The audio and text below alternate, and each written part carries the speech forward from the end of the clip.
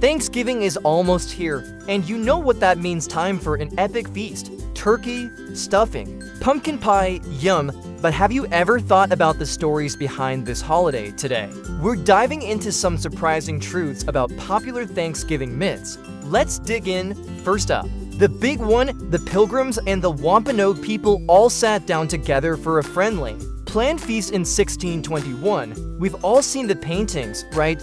Well, the reality is a bit more complex. There was a harvest celebration, but it wasn't called Thanksgiving. And it wasn't exactly an open invitation. The Wampanoag, hearing celebratory gunfire from the Pilgrim settlement, likely showed up out of concern or curiosity, not because of a formal invite. Their arrival, with about 90 men, actually outnumbered the Pilgrims. It was more of an impromptu, cautious meeting that turned into a 3-day feast, likely a diplomatic effort to maintain peace. Now, let's talk about the menu. Was turkey the star of the show back then? Probably not. Historical accounts mention that the Wampanoag brought 5 deer, so venison was definitely on the table. While wildfowl was consumed, it could have been anything from ducks and geese to swans. There's no specific mention of turkey. And forget about your grandma's sweet potato casserole with marshmallows or that pumpkin pie. Potatoes hadn't made their way to North America yet,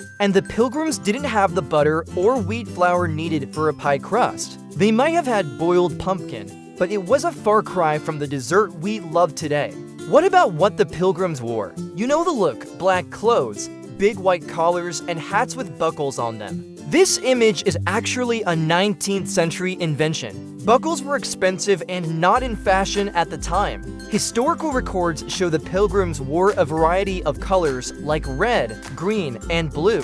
The all-black attire was typically reserved for Sundays and formal occasions, but their everyday clothes were much more vibrant and practical. So, the classic Pilgrim costume? It's more fiction than fact. Here's another shocker: Thanksgiving wasn't an annual national holiday until much later, while different colonies and states celebrated days of Thanksgiving sporadically. It wasn't until 1863, in the midst of the Civil War, that President Abraham Lincoln declared a national day of Thanksgiving. He hoped it would help unite a divided country. The woman who pushed for this for over 30 years was a magazine editor named Sarah Josepha Hale. She's the real hero behind our national holiday.